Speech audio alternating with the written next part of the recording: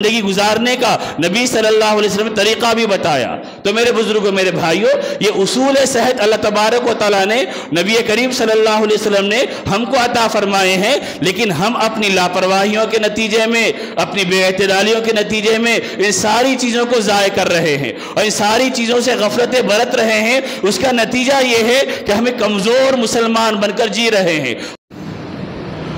والصلاة والسلام على سيد الأنبياء والمرسلين محمد وآله وأصحابه أجمعين ومن تبعهم بإحسان إلى يوم الدين، أما بعد، قال الله تبارك وتعالى: أعوذ بالله من الشيطان الرجيم، بسم الله الرحمن الرحيم، كلوا واشربوا ولا تسرفوا إنه لا يحب المسرفين، صدق اللہ العظیم۔ اللہم صلی علی سیدنا محمد وعلی آل سیدنا محمد وبارک وسلم۔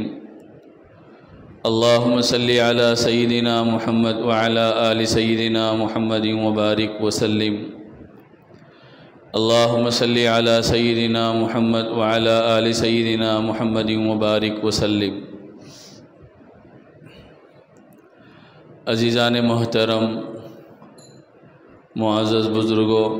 قابل احترام بھائیوں، گزشتہ جمعہ صحت سے متعلق کچھ باتیں آپ حضرات کی خدمت میں عرض کی گئی تھی۔ اسی کا کچھ حصہ جو باقی رہ گیا تھا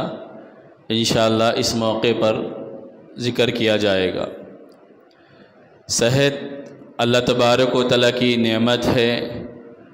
اور اللہ تبارک و تعالیٰ جس کو صحت والی زندگی دے، یہ بہت بڑی اس کو اللہ تبارک و تعالیٰ کی طرف سے نعمت اور دولت گویا کہ مل گئی ہے۔ اسی لیے ایک حدیث میں نبی کریم صلی اللہ علیہ وسلم نے فرمایا کہ تم میں سے جو کوئی اس حال میں صبح کرے کہ اس کو اپنی جان کے بارے میں اطمینان حاصل ہو، جسم کے اعتبار سے تندرستی ہو، اور ایک دن کی روزی اور ایک دن کا کھانا اس کے پاس موجود ہو، تو گویا کہ پوری دنیا اس کے پاس جمع کر دی گئی ہے۔ اللہ کے نبی صلی اللہ علیہ وسلم نے کتنی اہم ترین چیز کی طرف توجہ دلائی کہ اس حال میں صبح ہونا کہ اپنی جان کے بارے میں کسی قسم کا خطرہ نہ ہو، کسی قسم کا ڈر نہ ہو، کسی کے حملے کا اندیشہ نہ ہو۔ دوسرا، صحت مند تندرست جسم اللہ تبارک و تعالیٰ نے عطا فرمایا، اور تیسرا، ایک دن کا کھانا اس کے پاس موجود ہے، تو گویا کہ ساری دنیا کی نعمت، ساری دنیا کی دولت اس کے پاس حاصل ہے۔ اگر یہ چیزیں انسان کے پاس موجود نہیں ہیں تو پھر انسان پریشان اور مصیبت میں، تکلیف میں مبتلا رہے گا، اور ہر آن ہر لمحہ وہ پریشانی ہی کی زندگی گزارتا رہے گا۔ اور قرآن کریم میں بھی اللہ تبارک و تعالیٰ نے اس طرح توجہ دلائی۔ گزشتہ چند واقعات، چند مثالیں آپ کے سامنے ذکر کی گئی تھی، وہ نعمت کو سمجھنے سے متعلق۔ اس موقع پہ جو ذکر کی جائیں گی وہ صحت کی حفاظت سے متعلق۔ گزشتہ ہم نے سمجھا تھا کہ اللہ کی نعمت صحت کیسی ہے، تو اس وقت ہماری ذمہ داری ہے کہ ہم اس صحت کی حفاظت کیسے کرنے والے بنیں، چونکہ اسی کے اوپر ہماری زندگی کا مدار ہے۔ ایک آدمی صحت مند تندرست رہے گا تو وہ دین پہ چلنے کے بھی قابل رہے گا، دنیا کمانے کے بھی قابل رہے گا، وہ اپنی اچھی زندگی گزارنے کے قابل رہے گا۔ اگر یہ نعمت نہیں ہے تو نہ دینی اعتبار سے وہ مضبوط ہو سکتا ہے، اعمال کو انجام دے سکتا ہے، نہ اللہ تبارک و تعالیٰ نے جو دنیا کی نعمتیں حاصل کرنے کے راستے اور اس کے لیے ہموار کیے ہیں، ان راستوں کے ذریعے وہ اللہ کی نعمتوں کو حاصل کرنے والا بن سکتا ہے۔ اس لیے ہمارے پاس اردو زبان کا ایک محاورہ بھی ہے کہ جان ہے تو جہان ہے، یعنی انسان کی زندگی ہے، صحت و سلامتی ہے تو پھر سارے کام وہ انجام دے سکتا ہے، سارے راستے اللہ تبارک و تعالیٰ نے اس کے لیے مہیا کر رکھے ہیں۔ عام طور پر یہ باتیں ہم لوگ سنتے بھی نہیں ہیں، اور قرآن و سنت کی روشنی میں کیا ہدایات، کیا تعلیمات دی گئی ہے ہم لوگ اس سے واقف بھی نہیں ہوتے، تو ہم لوگ یہ سمجھتے ہیں کہ ہمارے دین میں کوئی شعبہ نہیں ہے کہ صحت کے بارے میں کیسے اپنے آپ کو تندرست رکھنا ہے اور کیسے اپنی زندگی گزارنا ہے، یہ دین ہماری رہنمائی نہیں کرتا ہے، تو گویا کہ ہم آزادانہ زندگی اس لائن سے گزارتے ہیں۔ اس کا نتیجہ یہ ہے کہ سب سے زیادہ نقصان اٹھانے والے، صحت کے اعتبار سے سب سے زیادہ خسارے میں دوچار ہونے والے مسلمان ہی آپ کو ملیں گے، چونکہ بے احتیاطی اور بدعملی اور خلاف اصول و ضابطہ زندگی گزارنے کے ہم لوگ عادی بنے ہوئے ہیں۔ تو اللہ کے نبی صلی اللہ علیہ وسلم نے اس حدیث میں اس طرف متوجہ فرمایا۔ قرآن کریم میں سورۃ الاعراف کے اندر اللہ تبارک و تعالی فرمایا، یا ایھا الذین آمنوا خذوا زینتکم عند کل مسجد وکلوا واشربوا ولا تسرفوا انہ لا یحب المسرفین۔ اس ایک آیت کے آدھے ٹکڑے میں اللہ تبارک و تعالیٰ نے پورا اصول نظام صحت کہ صحت کی حفاظت کرنے کے جو اصول اور ضابطے ہوں گے ان ساری چیزوں کو بیان کر دیا کہ کھاؤ پیو لیکن اسراف مت کرو، اس وجہ سے کہ اسراف کرنے والے، فضول خرچی کرنے والے یہ اللہ کو پسند نہیں ہے۔ یہ اتنی جامع ترین آیت ہے کہ صحت کے بارے میں ایک مرتبہ ہارون رشید کے دربار میں ایک عیسائی حکیم رہتا تھا، جیسے بادشاہوں کے بارے میں یا بڑے وزیروں کے پاس مختلف قسم کے لوگ ان کی صحت کے حفاظت کے واسطے، دوسرے کاموں کو انجام دینے کے واسطے رہتے ہیں۔ آج بھی وہ نظام ہے، ان کی ہر چیز کو چیک کرنے والے اور ان کے نظام صبح سے شام تک کی روٹین کو بنا کر دینے والے، آج بھی نظام یہی ہے۔ تو اس زمانے میں ہارون رشید کے دربار میں اور ان کے پاس جو ہے ایک عیسائی حکیم رہتا تھا۔ اس نے ایک مرتبہ علی بن حسین بن واقد رحمۃ اللہ علیہ سے کہا کہ تمہارے قرآن میں کوئی اصول صحت کے بارے میں بیان نہیں کیا گیا، جبکہ دنیا میں دو ہی علم ہیں، یا تو علم الادیان ہے یا علم الابدان ہے، یعنی دین کا علم ہے دنیا کے اندر یا جسم کا علم ہے، دونوں ہی علم ہے اور اس کے ہی دنیا میں شاخیں نکلی ہے، یا تو دین کے بارے میں کہا جائے گا یا صحت کے بارے میں کہا جائے گا۔ تو اس نے علی بن حسین بن واقد رحمۃ اللہ علیہ سے کہا کہ تمہارے قرآن میں کوئی رہنمائی اس سلسلے میں اور تمہارے نبی کی تعلیمات میں کوئی اصول اس سلسلے میں نہیں ملتا ہے کہ آدمی صحت کیسی گزارے۔ تو حضرت علی بن حسین بن واقد رحمۃ اللہ نے کہا کہ اللہ نے قرآن کی ایک آیت کے آدھے حصے میں پورا علم طب اور علم حکمت یعنی ڈاکٹری اور میڈیکل کا پورا علم اللہ تبارک و تعالیٰ اس کے اندر جمع کر دیا ہے۔ پھر انہوں نے کہا کہ قرآن کی اسی آیت کو انہوں نے پڑھا، کلوا واشربوا ولا تسرفوا، کہ اس کے اندر اللہ تبارک و تعالیٰ نے سارے علوم کا نچوڑ جمع کر دیا کہ کھاؤ پیو لیکن فضول خرچی اور حد سے آگے بڑھنے والے مت بنو۔ اس کے بعد انہوں نے کہا کہ اللہ کے نبی صلی اللہ علیہ وسلم نے اپنے ارشادات میں جو بیان کیا ہے وہی اللہ کے نبی نے فرمایا کہ معدہ بیماریوں کا گھر ہے اور ہر مضر تکلیف دینے والی نقصان پہنچانے والی چیز سے بچنا یہ اصل دوا ہے۔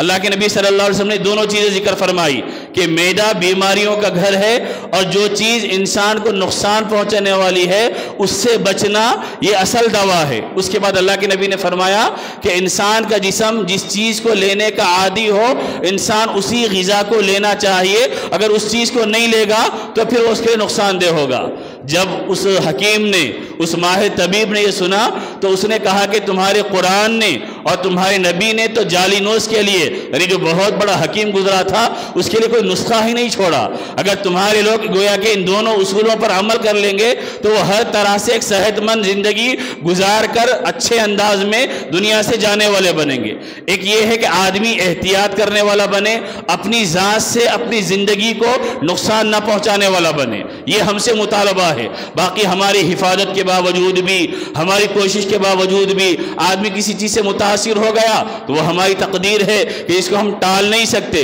جس کا ہم انکار نہیں کر سکتے، لیکن اپنے اختیار سے اپنی مرضی سے اپنی زندگی کو تباہ نہیں کرنا، اپنی صحت کو نقصان نہیں پہنچانا، اپنے اصول زندگی کو ختم نہیں کرنا، یہ سب سے بڑا انسان کے لیے گویا کہ رہنمائی اور رہبری کی گئی کہ تم ایسے انداز میں اپنے آپ کو ضائع کرنے والے مت بنو۔ اب یہ جو قرآن کریم میں ذکر کیا گیا نبی صلی اللہ علیہ وسلم نے اس کی تشریح فرمائی۔ ایک حدیث میں اللہ کے نبی نے فرمایا کلو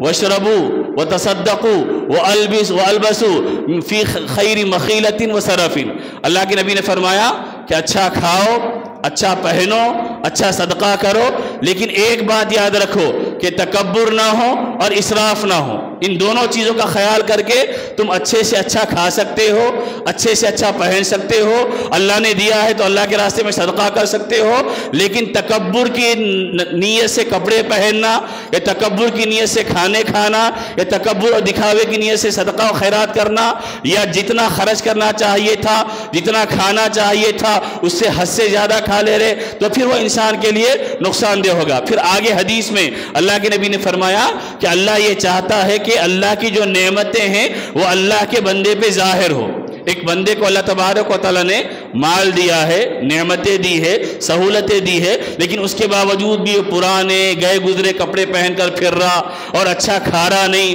اچھی زندگی نہیں گزار رہا, یہ پسندیدہ نہیں ہے. اللہ نے اگر نعمتیں دی ہے تو انسان اچھا لباس پہن سکتا ہے, انسان اچھی غذا استعمال کر سکتا ہے, انسان اچھی زندگی اپنا سکتا ہے, اختیار کر سکتا ہے. لیکن دو چیزیں نہیں ہونا, تکبر نہیں ہونا اور فضول خرچی نہیں ہونا. تکبر کی نیت سے آپ کپڑے پہن رہے لوگوں کو دکھانے کے واسطے کہ تاکہ لوگوں کو معلوم ہو کہ میں اتنے جوڑے پہننے والا اور اس انداز کے کپڑے پہننے والا اور اس انداز میں بدلنے والا, تو پھر وہ آپ کے لیے نقصان دہ ہو جائے گا. کھا رہے آپ کھانا لوگوں کو بتا کر کھا رہے کہ میں فلاں جگہ کھاتا ہوں, فلاں جگہ کھاتا ہوں, ایسا کھاتا ہوں, یہ لوگوں کو بتانے کے واسطے کھا رہے, تو وہ بھی نقصان دہ ہوگا. اللہ کی نعمتیں ہیں, اللہ نے دی ہے تو بندہ اس کو استعمال کرے تو اللہ خوش ہوتا ہے کہ اللہ کی رضا کے لیے, اللہ کی نعمتوں کے اظہار کے لیے بندہ اللہ کی نعمتوں سے فائدہ اٹھانے والا بنے. تو یہ اسلام اصول دیتا ہے. حضرت عبداللہ ابن عباس رضی اللہ تعالیٰ فرماتے ہیں کہ آدمی سب چیزوں کو استعمال کر سکتا ہے جو اس کے لیے حلال کی گئی ہے, لیکن ان دونوں چیزوں کی رعایت کرنے والا بنے. ان دونوں چیزوں کی تکبر نہ ہو اس کے اندر اور اسراف کرنے والا نہ ہو. اب اسراف کا مطلب یہ ہے کہ آدمی کی جتنی ضرورت ہے اس سے زیادہ کھا لینا. اس کا عام طور پر مشاہدہ ہم لوگوں کو دعوتوں میں دیکھنے کو ملتا ہے. آپ دعوتوں میں جائیے تو بعض اوقات لوگ یہ کرتے ہیں کہ اپنے پلیٹ میں غیر ضروری چیزوں کو بھر لیتے ہیں. اگر آپ کو کھانا ہے تو آپ کھائیے, جتنا آپ کھانا چاہ رہے اتنا کھائیے, لیکن بعض اوقات ہرس میں کہ معلوم نہیں کہ ڈش پھر آتی کی نہیں کی, اب بھی ڈالو. اس وجہ سے لوگ ڈال کے اپنی پوری پلیٹ میں بھر کے رکھ دیتے ہیں, اور نتیجہ کیا ہوتا ہے, جب کھایا نہیں جاتا تو پورا کھانا چھوڑ کر اڑ جاتے ہیں. پورا کھانے کے جتنے آئٹمز ڈال لیے تھے وہ سارے کے سارے چھوڑ کر اڑ گئے. علماء نے لکھا ہے کہ یہ اسراف ہے, یہ فضول خرچی ہے. آدمی جتنا کھا سکتا ہے اتنا کھانے والا بنے. کھانا کھلایا آپ ہی کے لیے بنایا جاتا ہے, دعوتیوں کے لیے انتظام کیا جاتا ہے, لیکن اس وقت آدمی یہ سمجھنا کہ میں زیادہ سے زیادہ ڈالوں, جتنا مجھ کو لگ سکتا ہے میں اتنا استعمال کروں, باقی اگر کم پڑ جائے تو ہم پھر منگا سکتے ہیں. یہ اسلام ہدایت دیتا ہے, یہ اسلام ضابطہ بتاتا ہے. جتنی چیزیں ہیں ان ساری چیزوں میں یہی اصول ہے, ان ساری چیزوں میں یہی ضابطہ ہے کہ میری جتنی ضرورت جس سے پوری ہو سکتی ہے میں اتنا استعمال کرنے والا بنوں. اگر ہم اس کو استعمال نہیں کریں گے تو نتیجہ کیا ہوتا,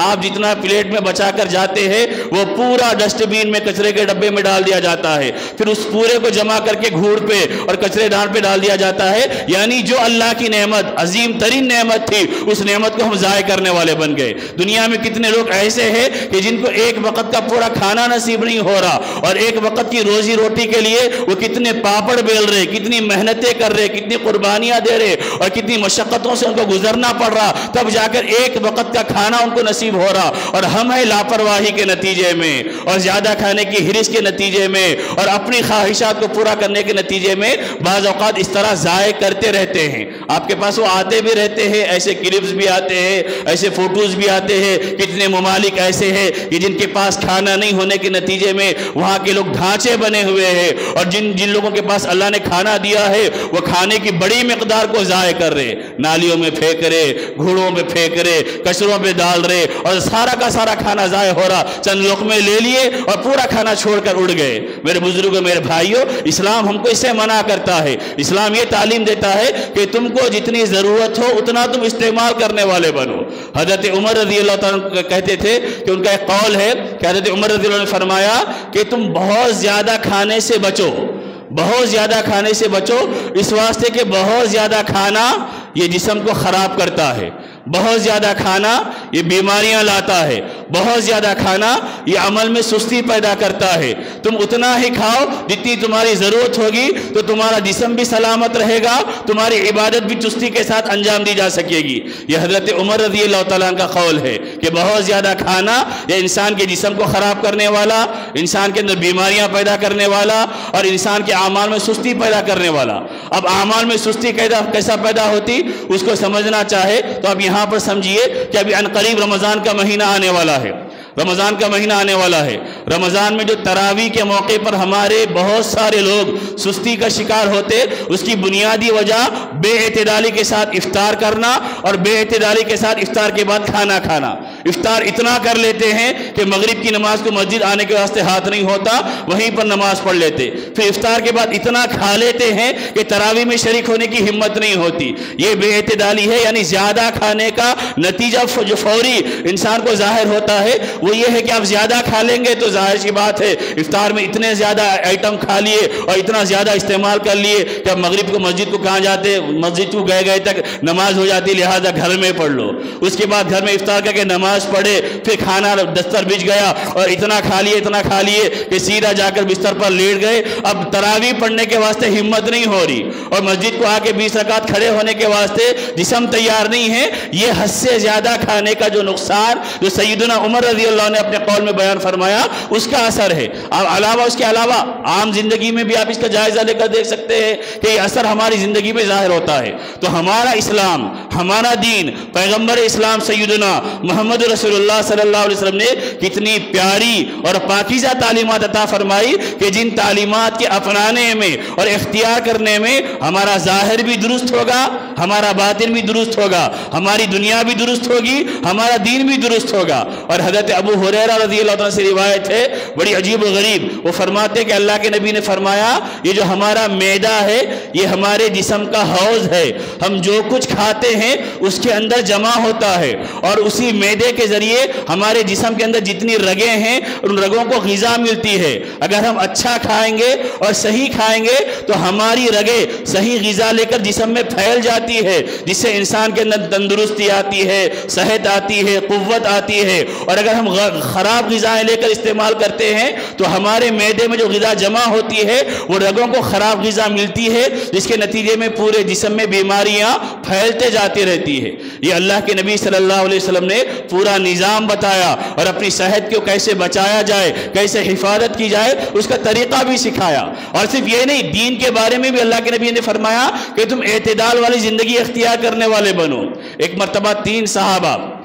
بعض نے کہا کہ وہ حضرت علی رضی اللہ تعالیٰ عنہ, حضرت عثمان بن مظعون رضی اللہ تعالیٰ عنہ, حضرت عمرو بن عاص رضی اللہ تعالیٰ عنہ, 3 صحابہ حضرت عائشہ صدیقہ رضی اللہ عنہ کے پاس آئے تاکہ اللہ کے نبی کے زندگی کا معمول پوچھے, اللہ کے نبی کیسے زندگی گزارتے ہیں. انہوں نے آ کے اللہ کے نبی سے حضرت عائشہ صدیقہ رضی اللہ عنہ سے اللہ کے نبی کے حالات کے بارے میں پوچھا کہ کیسے آپ رہتے ہیں, کیا کرتے ہیں. تو حضرت عائشہ صدیقہ رضی اللہ عنہ نے اللہ کے نبی کے بارے میں بتا دیا کہ آپ رات کا کچھ حصہ سوتے ہیں اور رات کے کچھ حصے میں عبادت کرتے ہیں, مہینے میں کچھ دن روزہ رکھتے ہیں, کچھ دن روزہ نہیں رکھتے ہیں. یہ طریقہ جو اللہ کے نبی کا تھا انہوں نے بیان کر دیا. اب یہ جب تینوں وہیں پر ٹھہر کر آپس میں بات چیت کرنے لگے کہ نبی تو بخشائے ہوئے ہیں, ان کو تو زیادہ اعمال کی ضرورت نہیں ہے, ہمارے لیے زیادہ عمل کی ضرورت ہے. لہذا ایک صحابی نے کہا کہ میں آج سے روزانہ رات میں عبادت کروں گا, رات کو سوؤں گا نہیں. دوسرے نے کہا کہ میں آج سے روزانہ روزہ رکھوں گا, کبھی ناغا نہیں کروں گا. تیسرے نے کہا کہ میں نکاح نہیں کروں گا, یا نکاح ہے تو میں نکاح والا جو رشتہ ہے شوہر اور بیوی کا وہ ادا نہیں کروں گا. حضرت عائشہ صدیقہ رضی اللہ عنہ نے ان تینوں کی بات چیت سن لی, وہ چلے گئے. اس کے بعد اللہ کے نبی صلی اللہ علیہ وسلم تشریف لائے تو حضرت عائشہ صدیقہ رضی اللہ عنہ نے ان تینوں کے آنے کا بھی ذکر کیا اور ان کے سوال کا بھی ذکر کیا, اور انہوں نے آپس میں جو مذاکرہ کیا, جو ارادہ کیا, اللہ کے نبی سے حضرت عائشہ نے پورا بیان کر دیا. روایتوں میں ہے کہ اللہ کے نبی فوری گھر سے نکلے اور مسجد میں گئے تو تینوں مل گئے. تو ان سے اللہ کے نبی نے پوچھا کیا تم میرے گھر آ کر اس طرح سے تم نے سوال کیا تھا؟ انہوں نے کہا اللہ کے نبی ہم نے سوال کیا تھا کیا تم نے اس کے بعد اس طرح کا اظہار کیا عزم کا ارادے کا؟ تو انہوں نے کہا کہ ہاں ہم نے اس طرح کا اظہار کیا کہ ہم پوری زندگی راتوں کو جاگیں گے، نماز پڑھیں گے، پوری زندگی روزہ رکھیں گے اور ہمیشہ بغیر شادی کی زندگی گزاریں گے۔ تو اللہ کے نبی نے فرمایا دیکھو تم میں سب سے زیادہ اللہ سے میں ڈرنے والا ہوں، تم میں سب سے زیادہ اللہ کا تقوی میں رکھنے والا ہوں، لیکن اس کے باوجود بھی میرا جو معمول ہے وہ معمول یہ ہے کہ میں رات کا کچھ حصہ آرام کرتا ہوں اور اس کے بعد کچھ حصہ عبادت کرتا ہوں، میں مہینے کے کچھ دن روزہ رکھتا ہوں، مہینے کے کچھ دن روزہ نہیں رکھتا ہوں، میں گھریلو زندگی بھی گزارتا ہوں، لہذا جو میرے طریقے پہ چلے گا وہ مجھ سے ہوگا اور جو میرے طریقے پہ نہیں چلے گا وہ مجھ سے نہیں ہوگا۔ یعنی زندگی اس کے بعد زندگی گزارنے کا نبی صلی اللہ علیہ وسلم نے طریقہ بھی بتایا۔ تو میرے بزرگوں، میرے بھائیوں، یہ اصول صحت اللہ تبارک و تعالیٰ نے نبی کریم صلی اللہ علیہ وسلم نے ہم کو عطا فرمائے ہیں، لیکن ہم اپنی لاپرواہیوں کے نتیجے میں، اپنی بے اعتدالیوں کے نتیجے میں ان ساری چیزوں کو ضائع کر رہے ہیں اور ان ساری چیزوں سے غفلتیں برت رہے ہیں۔ اس کا نتیجہ یہ ہے کہ ہمیں کمزور مسلمان بن کر جی رہے ہیں۔ ہمارے نوجوانوں کو صحت بولے تو بس اتنا معلوم رہتا کہ جم کرنا اور جسم بنانا، جم کر کے جسم بنانا، بس اتنا معلوم ہے۔ ان کو یہ نیت نہیں ہوتی کہ میں اگر تندرست نوجوان بنوں گا تو میں دین پہ تندرستی کے ساتھ عمل کرنے والا بنوں گا، میں اچھی زندگی گزارنے والا بنوں گا، میں اطاعت اور فرمانبرداری کرنے والا بنوں گا،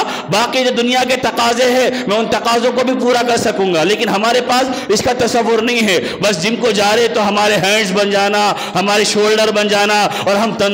انتہائی طاقتور دکھنا، جبکہ وہ طاقتور جو غذا دواؤں کو کھا کر اور گولیوں کو کھا کر پاؤڈروں کو کھا کر جو جسم بنایا جاتا ہے وہ کھوکھلا اور کمزور ہوتا ہے، وہ حقیقی جسم انسان کا نہیں بنتا۔ حقیقی جسم تو وہی بنے گا جو نبی پاک صلی اللہ علیہ وسلم کی تعلیمات، ہدایات اور اصول کے مطابق ایک انسان جینے والا بنے گا۔ اس کے نتیجے میں وہ صحیح معنی میں عبادت کرنے والا بنے گا۔ ہم جو اکابر کے بارے میں، اللہ والوں کے بارے میں، بزرگان دین کے بارے میں سنتے ہیں، وہ راتوں کو لمبی لمبی نمازیں پڑھا کرتے تھے اور قیام کیا کرتے تھے۔ وہ ایسے ہی نہیں کرتے تھے، وہ اپنی صحت کی حفاظت بھی کرتے تھے اور اس کے مطابق اللہ تبارک و تعالیٰ نے ان کو طاقت اور قوت بھی عطا فرمائی تھی، تب جا کر وہ کھڑے ہو کر نماز پڑھتے تھے۔ اور آج ہماری صورتحال کیا ہے کہ رمضان میں 20 رکعت کتنے بندے ایسے ہوں گے جو پیروں کو حرکت دیے بغیر کھڑے ہوتے؟ تھوڑا اگر پہلی رکعت میں کوئی امام لمبا قرآن پڑھا دیا تو ہم ایک پیر کو ڈھیلا کر دیتے اور ایک پیر پہ کھڑے ہو جاتے، یا پھر دوسری مرتبہ جب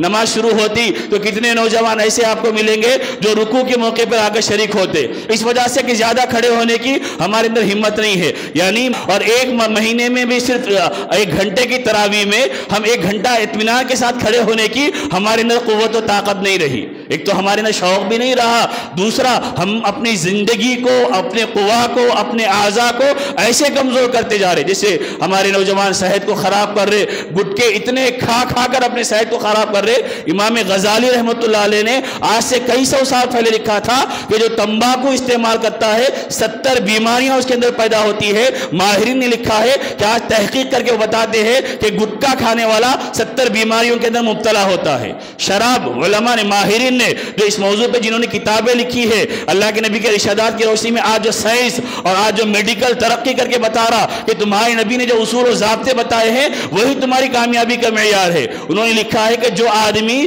چند قطرے بھی شراب کے پینے کا عادی ہوتا ہے وہ اگر 20 سال کا نوجوان ہوگا تو 85 سال کا اس کا ذہن بن جاتا ہے، اس کی بینائی 70 سال کے بوڑھے کی طرح ہو جاتی ہے، اس کی سماعت سننے کی طاقت 60 سال کے بوڑھے کی طرح ہو جاتی ہے اور وہ کھڑے ہونے کے اعتبار سے بھی کمزور ہو جاتا ہے۔ لیکن ہم اپنی گاڑی، کمائیاں اور اپنے پیسے لے جا کر ایسی جگہوں پر ضائع کر رہے جو ہماری صحت کو ختم کرنے والے، ہمارے جسم کو ڈھانچہ بنانے والے، ہماری قوتوں کو ضائع کرنے والے ہیں۔ ہم اپنے شوق سے خرید کے کھا رہے اور اپنے جسم کو تباہ اور برباد کرتے جا رہے، نہ دین کے اعتبار سے کامیاب ہو رہے نہ دنیا کے اعتبار سے کامیاب ہو رہے۔ ہماری کوئی مثال پیش کرنے کے قابل بھی نہیں رہا کہ ہمارے مسلمان ایسے ہوتے، ہمارے پادشاہ آباد ہوتے ہیں گٹکوں کے ذریعے ہمارے نوجوانوں کے ساتھ، ہمارے نوجوانوں کی وجہ سے۔ اگر ہم اپنے کتنے کم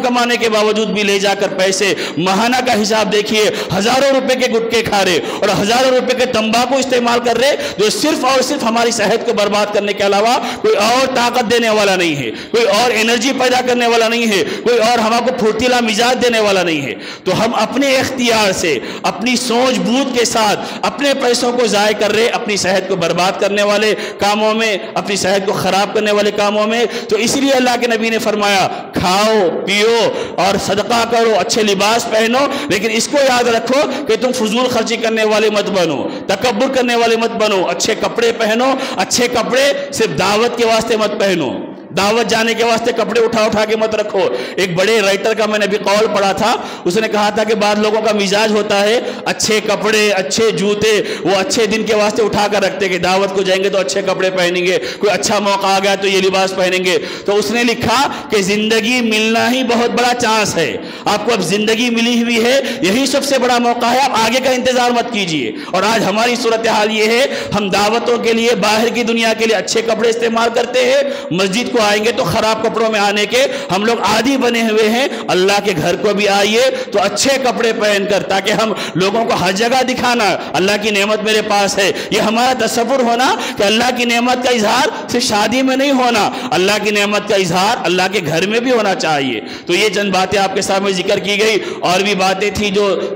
آج کے زمانے کے لحاظ سے جو سائنس کہہ رہی تھی اس کو پیش کرنا، لیکن بہرحال اتنے وقت میں ساری باتیں کہی نہیں جا سکتی، جو باتیں ضروری تھی وہ ذکر کی گئی۔ اللہ دعا فرمائے کہ اللہ تبارک و تعالیٰ کہنے سننے سے عمل کی توفیق عطا فرمائے۔ وآخر دعوانا ان الحمد للہ رب العالمین۔